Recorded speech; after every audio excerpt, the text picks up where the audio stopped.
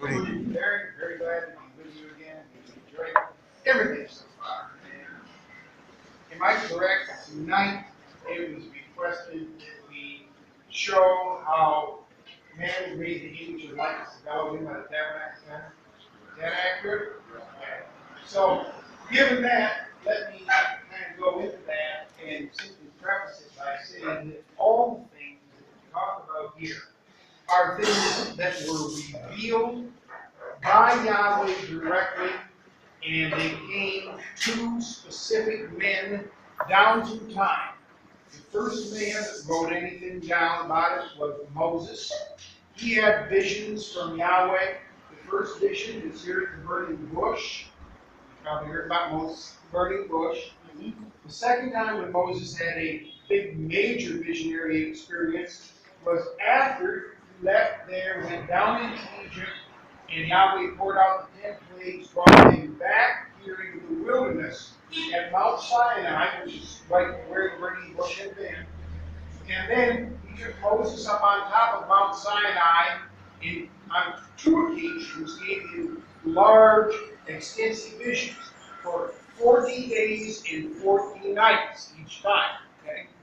Now, by the way, if you came to class all 2 hours of every class, you were late, you came early, you got here 3 days a week, you did it every single time, you would have to be in class into your 7th year before you would be in class for as long as Moses was in Mount Sinai for 40 days and 40 nights on 2 occasions. Yeah, you'd be in your 7th year. So, I think there was quite a lot that was going on there, don't you? Okay? And Moses didn't have to depend on a man being a fleshly vessel through whom Yahweh speaks, and taking the time to point to things, having still pictures. Yahweh Elohim had this in what you might call more than virtual reality. Okay? And he's speaking directly, spirit to spirit with Moses. It's not like he's outside of him and he's showing him something he has to reach to. He is communing spirit, Yahweh Elohim, the spirit right within Moses. So he got an awful lot. And Moses came down from Mount Sinai and wrote the first 5 books of the Bible, or had them written.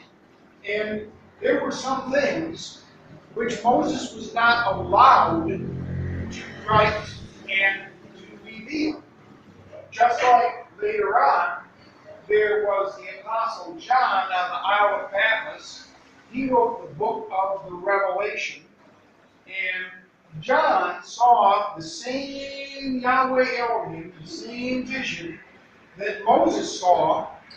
And there was things in this vision that John was not allowed to write about or to reveal.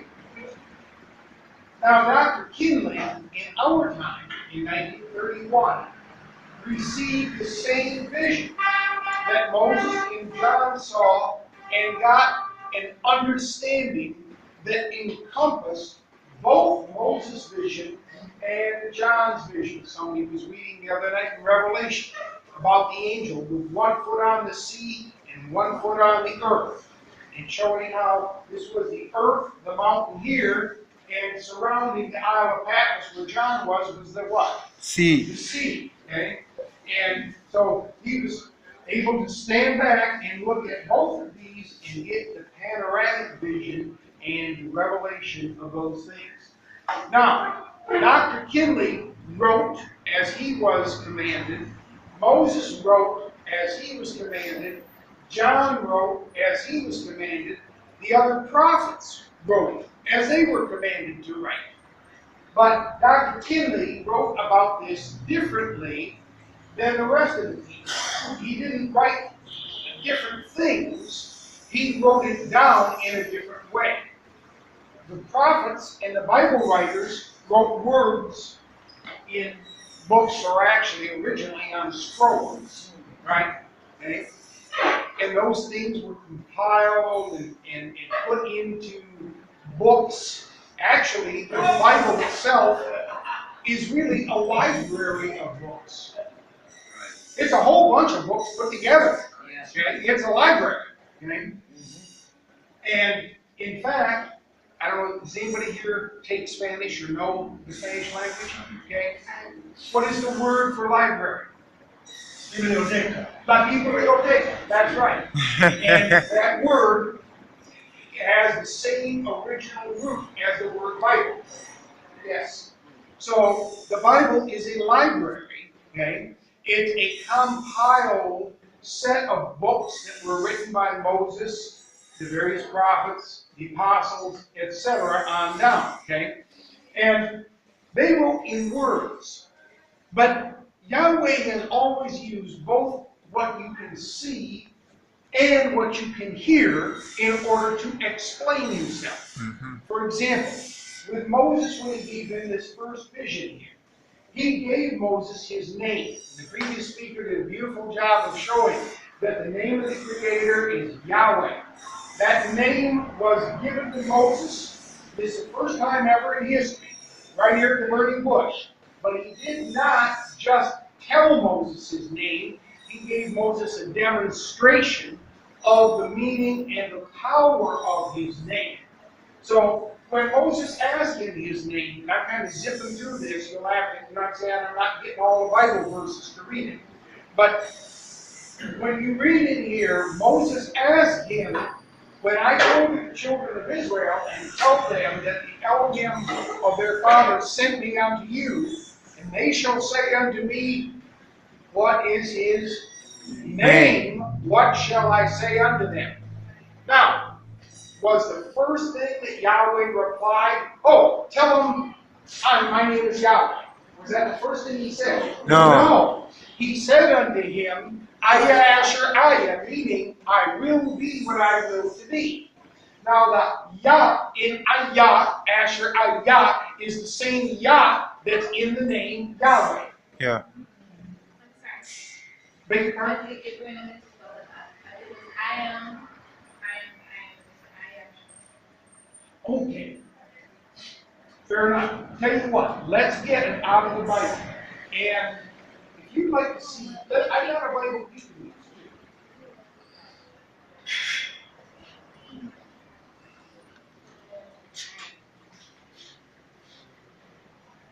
too. You need another one? I got one here. Here. Use your help or whatever. If you need one that's electronic, okay, then do it. Okay, if you go to Exodus, the 3rd chapter, and let's take the time to do this, and then I'll try and show about the body and the pattern. But go to Exodus, 3rd chapter, the 13th verse. Verse 30, King James Version. Yes. And Moses said unto God, Yes. behold, when I come unto the children of Israel, I shall say unto them, the God of your fathers hath sent me unto you. And they shall say to me, what is his name? What shall I say unto them? Okay, now, you asked the question. Let me make sure this Bible, I don't have my glasses on. Is this one the King James Bible? Yeah. Oh, this holy name. Okay, all right. So this makes good comparison. Okay, all right. So in there, you were reading Exodus 3:13, and in here, would you do me a favor? Would you read the 13th verse also? And if you can read it out loud, everybody else can hear it, and then people can hear the distinction, the difference between that Bible and this one. Please read. And Moses said unto Elohim. That's right. behold, when I come unto the children of Israel, and shall say unto them, the Elohim of your fathers hath sent me unto you, and they shall say to me, what is his name? What shall I say unto them? Okay, now, read yours again. Remember, he's asking here, Elohim, what shall I tell them your name is, right?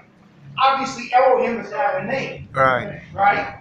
Well, let's read it in the King James Version. King James rendering of Exodus 2 verse 13. And Moses said unto God, behold, when I come unto the children of Israel, I shall say unto them, the God of your fathers hath sent me unto you. And they shall say to me, what is his name?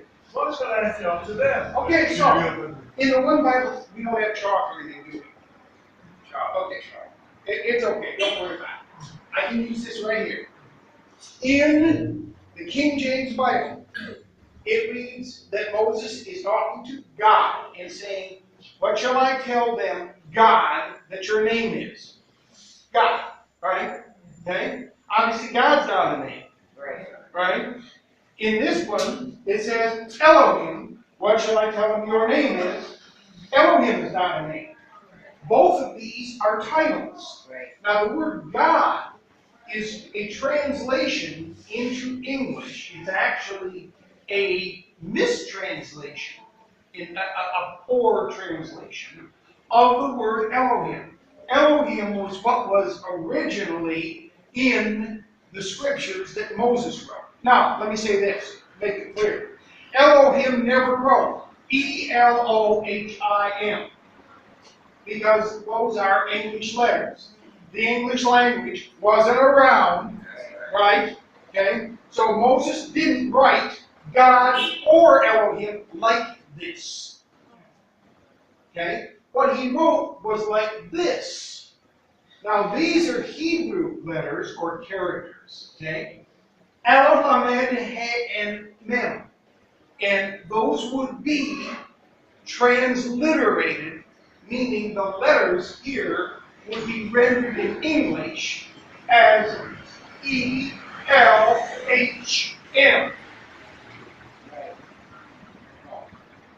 Follow me? And then the vowels, like the O and the I, have to be supplied by the pronunciation. Okay? Alright? Because originally, in the Hebrew language, they didn't write all of the vowels the same way that we do. Okay? Alright? So, it would have, the word that Moses would have spoken would have been Elohim. Or some people pronounce it Elohim. Okay? That's whatever. That's a difference in pronunciation. It's not a big deal. But, that word, thank you, sir, that was originally written this way and pronounced this way, that word was changed, let me see, 3,000 years later. 3,000 years after this event. That word was changed when the words of Moses were put into the English language in the King James Bible. Okay? The King James Bible didn't exist until what year? 1611. 1611, and that's AD 1611. By the way, AD does not mean after death. Okay, a lot of people think that. That's the only reason I mentioned. I know you probably know better. But I just mentioned because I've heard a lot of people say after death. Okay? And the reason they think that is because you come up with things like 1490 BC, and they, right? Okay? And they say that's before Christ, right? And in reality, this really should be BY, or before Yahshua. And if I was more correct, I'd say BDY, before the birth of Yahshua, right? And I could get more specific, but we don't need to. This means it's from Latin, and what are these two letters are abbreviations for? Antediluvian. Anno Domini. That's right. Anno is like annual. Annual is a year, right? Domini is like domination, right? And that's what Lord is, a dominant. Okay? So the year of our Lord, 1611. Follow me? Now that's when the first King James Bible was written. Okay?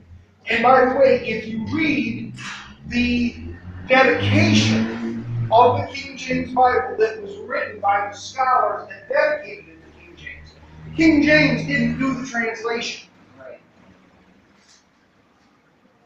It was done for King James. It was authorized by King James because King James wanted a different church separate from the Roman Catholic Church. Okay? So they had a Bible written for the Church of England. You all know about that, right? Okay? Or the Anglican Church. It became Anglican. Okay? When this happened, in 1611, they dedicated it to the Lord James. Okay? Alright? And that's King James. Anyway, alright. So, the point is this. Moses received this vision here and spoke the words Elohim 1,490 years before the birth of Yahshua. Right? Okay. The King James Bible wasn't written until the year 1611, after Yahshua was in the world, or in the year after him. Follow me? So now, how many years was it in between this vision of Moses and the King James Bible being written? It was 1490 plus 1611. Right? Okay? So 1 and 0 is what? And then this 1 plus 9 is what? 10. Carry the 1, right? Alright, so 1 plus 4 is, plus 6 is 11. Again, carry the 1. Okay? And that's 1 plus 1 plus 1 is what? 3. So 3,101 years, roughly, after Moses spoke the word Elohim, back here at the burning bush. At that time, and after that was written down in Hebrew, it was 3,000 years, 3,100 years after that, that this King James Bible was written. And they put the word Lord and God in the King James Bible. Now, let me say this. Does anybody have, or has anybody seen, a copy, a reprint of the original first King James Bible? You have. Okay. Do you have it here? You've got the print of it, right? Oh, I'm beg your pardon. Sorry. All right. Again, I don't have my glasses on.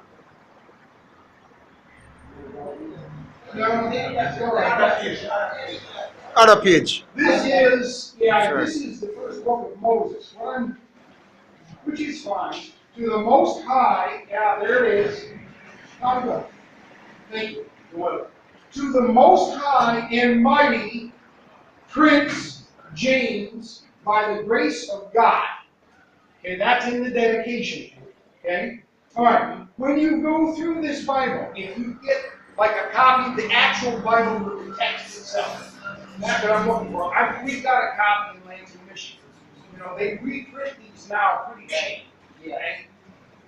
Let me say this. There is not one letter J in the entire text of the Bible. What I'm saying is, Jesus is not in the King James Bible. Original, yeah. Later versions, they actually made it Jesus. Now, the way they did it in the original King James Bible was an I-E-S-U-S. And I'm sorry, my chalk isn't writing well, but you see I-E-S-U-S, right?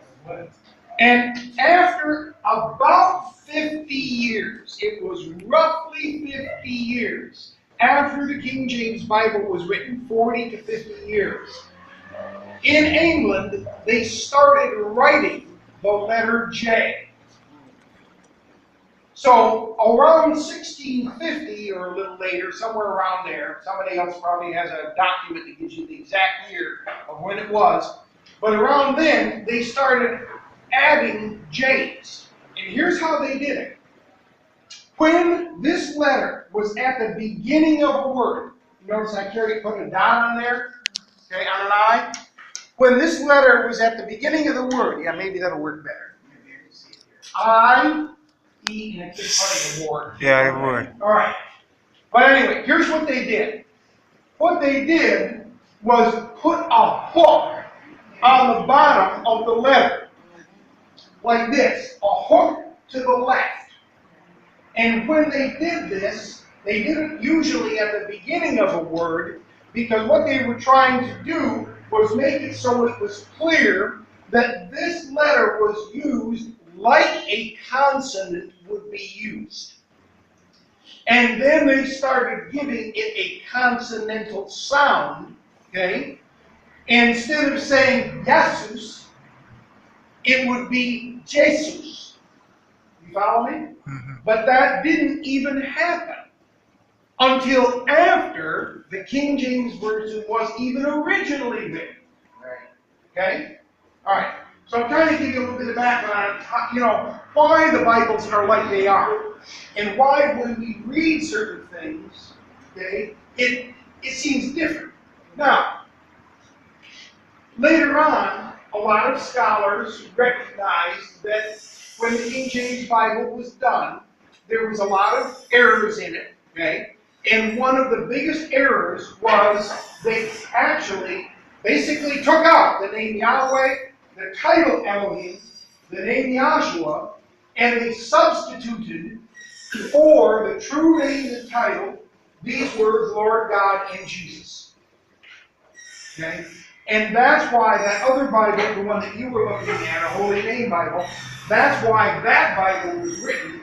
So because they knew that what was originally in the scriptures that Moses wrote, the prophets, all the other people that were in the Bible time, they knew that what they said and what they wrote was not Lord God and Jesus, but was Yahweh Elohim Yahshua.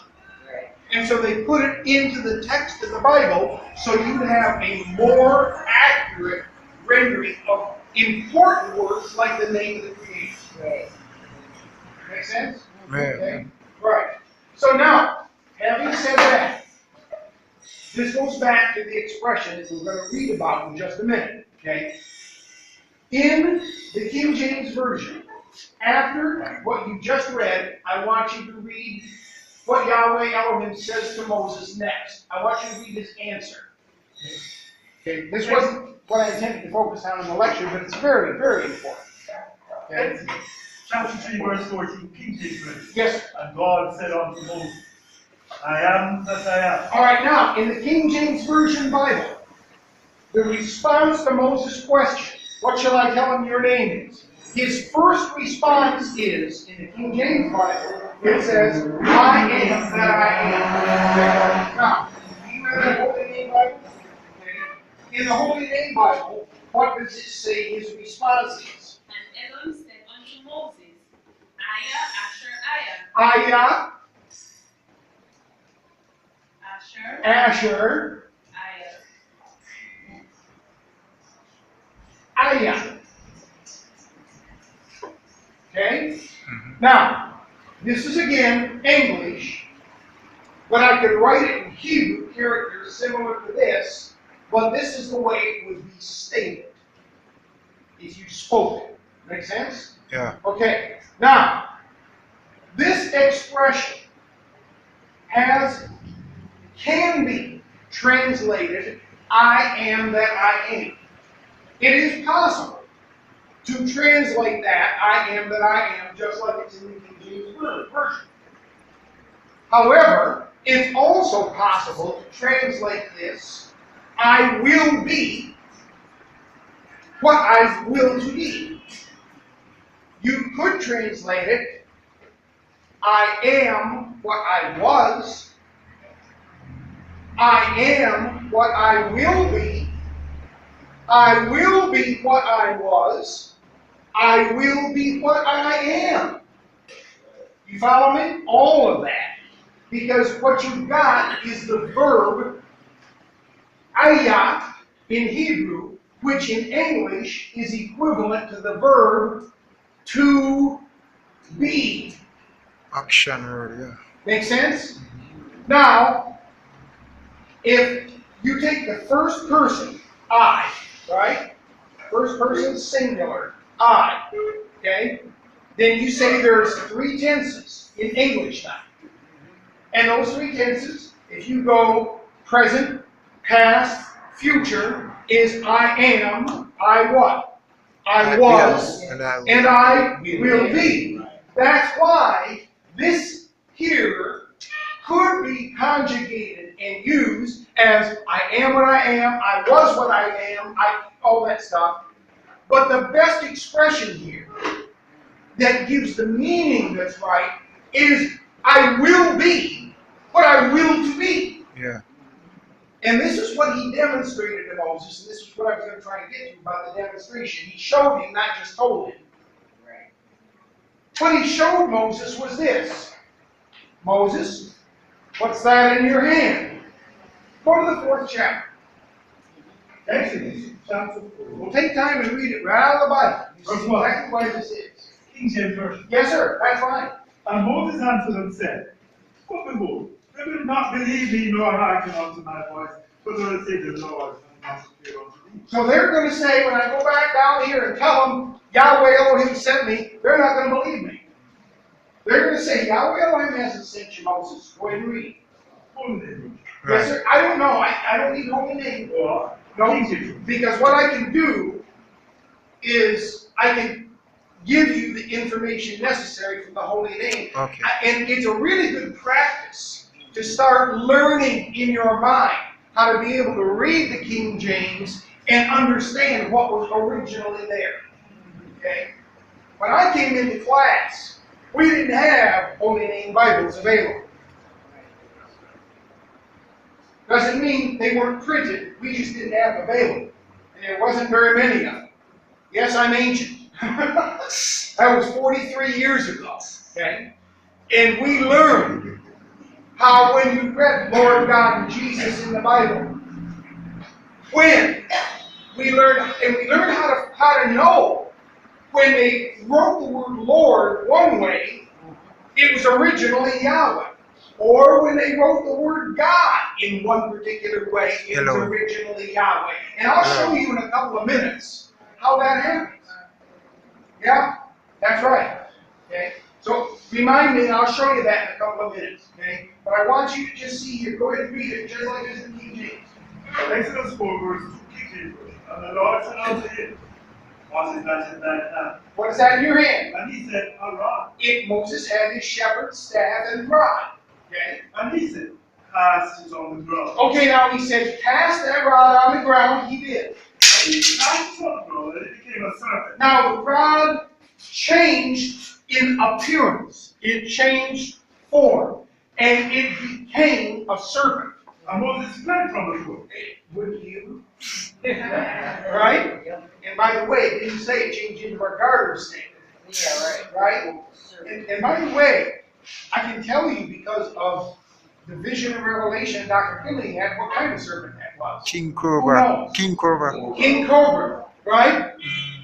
And that baby can get up so big, King Cobra can get up so big and stand up high enough that a man can look in that cobra in the eye. You follow me? Yeah. So that serpent was standing there at the bush like a man. Now, that goes back to some other things that are in the Garden of Eden. Remember that serpent appeared at the tree of knowledge of good and evil in the Garden of Eden, right? So what's happening here with Moses is a manifestation of the same principle, okay, as to what's going on. And it was this experience of Moses here that allowed him to know that when he saw Satan appear in the Garden of Eden as a beautiful angel, he recognized the characteristics of that deceiver angel was the same characteristics, deadly characteristics, as that serpent that appeared down here in the bush. He was taking the natural to understand the spiritual. What he saw in the vision in the spirit here, he understood compared with the experience down here on the ground, and it was because of this that Moses wrote in Genesis, the 1st chapter. Now the serpent was more subtle than any beast of the field which Yahweh Elohim had made, and he said unto the woman. Yeah, Yahweh said, You shall not eat of the tree of God. Right, and so now you go back to that. So I just want that's a side note. Okay?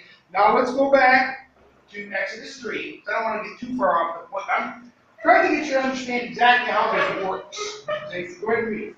Exodus 3 verse 4. And the Lord said unto Moses, Put forth thine hand, and take it by the tail. Take what by the tail? King Cobra. Take the serpent by the tail. Right? Now it's been a rod. Now it's a serpent. And Moses is scared of it. But now this Yahweh Elohim tells Moses, Moses, take it by the tail. Right? And yes, and this is another thing. This is how Yahweh controls language. Later on, and I'm going to have to do this another day, and you all know where to do it. You need to find the scriptures and bring this out in another class session. You will find that this tail of the serpent, right, is compared to the tail of the great red dragon, Satan, that was cast out of heaven, and it said his tail drew a third part of the stars of hell, or a third part of the angels of heaven, and cast them to the earth, right? And then you read in the prophets where it says this, the ancient and honorable, he is the head. Right. The prophet that teacheth lies, he is the tail.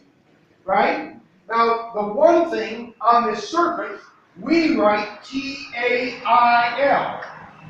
But the prophet that teaches lies, what is a lie? T-A-L-A. It's a T-A-L-E. It's the lies that Satan told in heaven that deceived and got those other angels hooked and drew them out of heaven. And I showed you already how the letter I was originally in the King James Bible. Right. And what did they do to make a J? They added a hook to the left, and the left represents the flesh. Right? Anyway, a whole bunch of stuff involved. Okay? Anyway, and that's lies, basically. Okay? Alright, but now we'll go back to this. He said, put forth your hand, take it by the tail. Now Moses has to have some faith, some trust in the Elohim that is telling him, take this serpent up by the tail. Follow me? And some of this faith, folks, that Moses has, at this point, is not that he has a lot of confidence and trust in the Elohim that's speaking to him, because Moses has not had a lot of experience with him up until this point. This is his introduction to the Creator. Yeah. I think his introduction made an impression. You know what I mean? But what it was fear. See, Moses was faced with this. He feared the serpent, Yeah. but he feared the Creator that could turn the rod that he'd had for 40 years into a serpent on command. He feared him more than he feared the serpent. Right? And that's why it says, and I think it's in the book of Proverbs, that the fear of Yahweh is the beginning of knowledge, wisdom. wisdom, yeah. But the knowledge of the Holy One is understanding. So Moses then picks up the serpent by the tail. Read, please, what it says. Take it by the tail. Exodus 4 verse 4 continue. And he put forth his hand and caught it. He caught and it. it became a rod in his hand. And it became a rod in his hand again. Okay, now, because of obedience, then Moses was able to catch it by the tail, pick it up, elevate it, right? And it became a rod in his hand again. Now, folks, that rod was the tool of Moses' trade as a shepherd. That rod was what he used to fight off serpents and wild beasts. That rod with the shepherd's hook on the end was what he used to grasp sheep and pull them back from danger.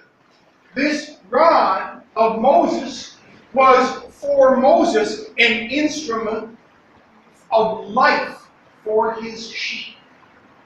Follow me? It protected them. Okay? It was an instrument that Moses used to keep his sheep alive and safe. But one of the things that was death to Moses' sheep was that serpent. Right?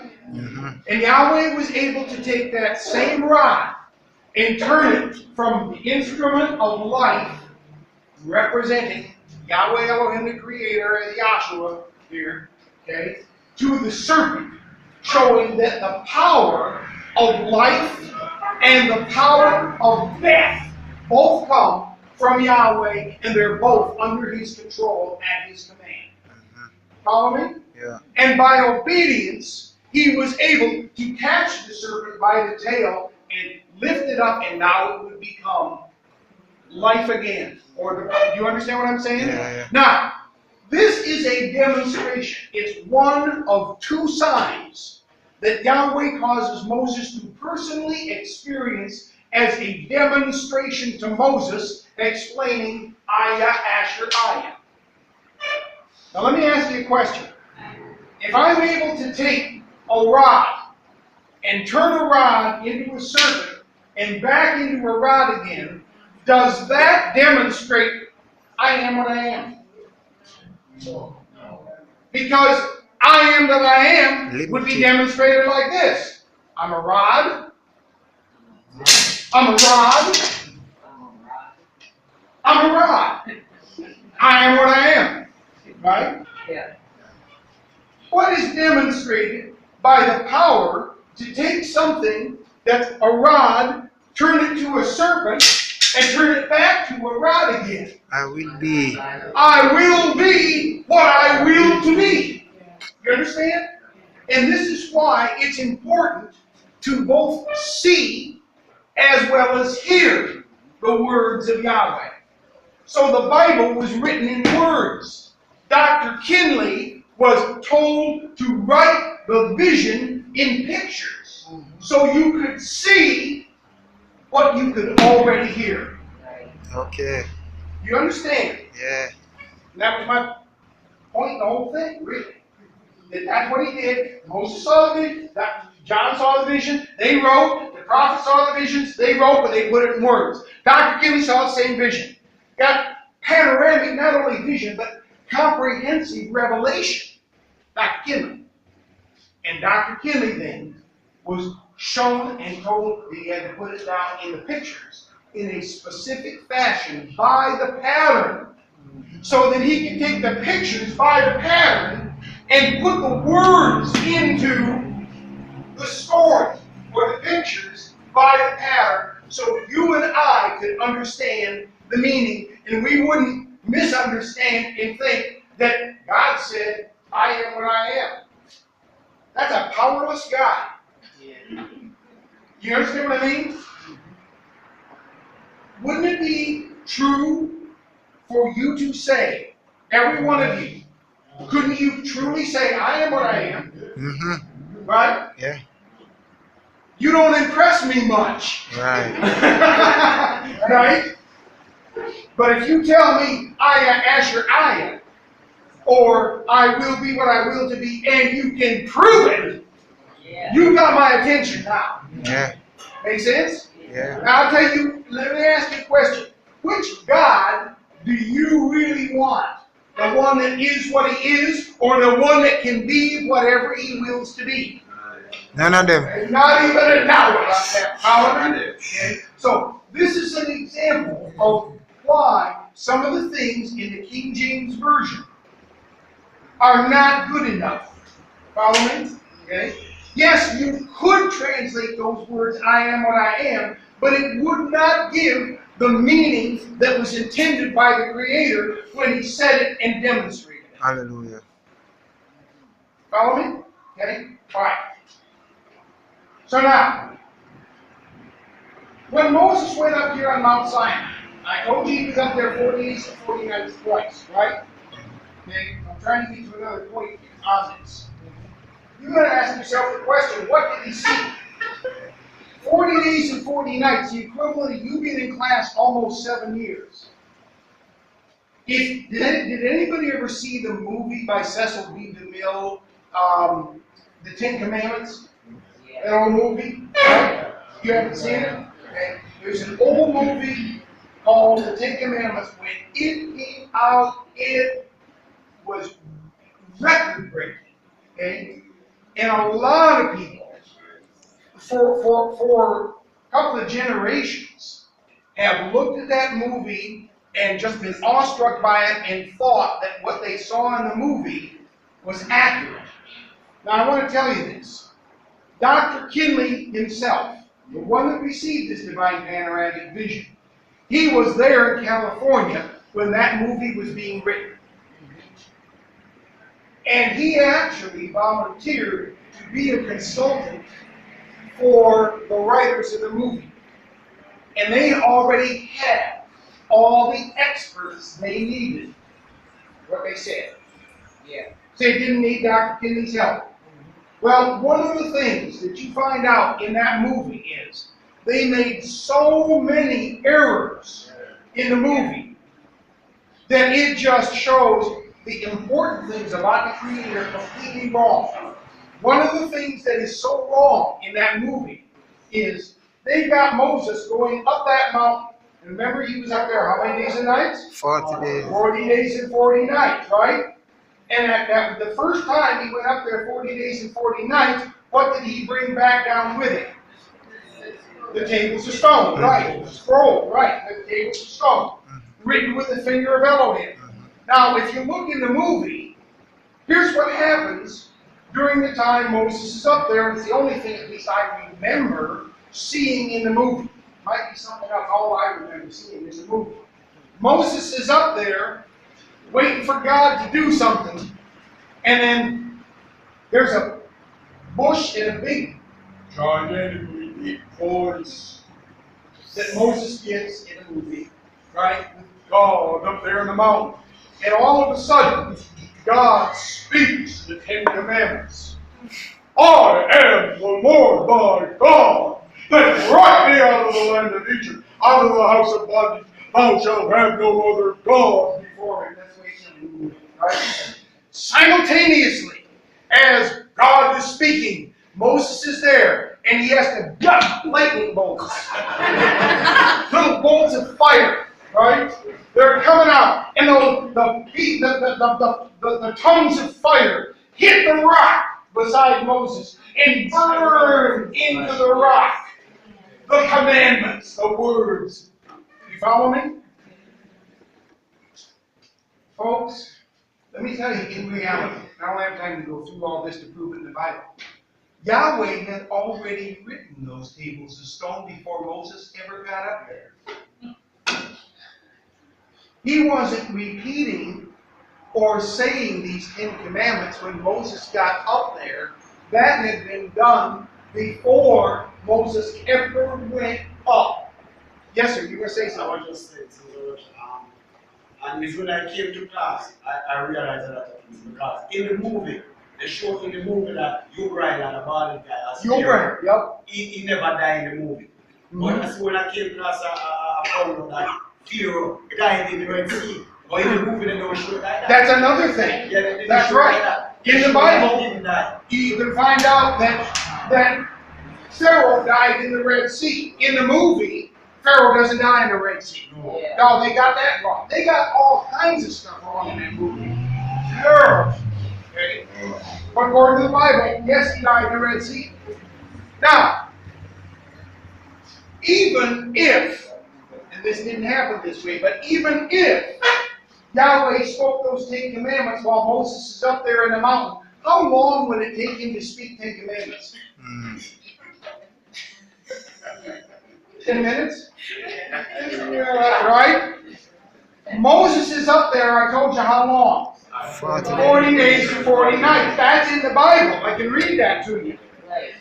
What's Moses doing with the other 39 days, 23 hours, and 50 minutes? Now, here's what happened according to the Bible, Right. not according to man's experts in the movie. Here's what happens in the Bible. The first 7 days out of that 40 days that Moses is up there, Yahweh Elohim is showing Moses in a vision how he, Yahweh Elohim, created the entire universe by himself, who is the archetype or the original pattern of the universe, and he created it all by the divine threefold tabernacle pattern that he showed to Moses, with the pattern of the tabernacle being used to compare the creation with the Creator. And then, after he spent 7 days showing the creation by the pattern, he including the day of Sabbath or rest. There's still 33 days left out of 40 days, right? What's happening then?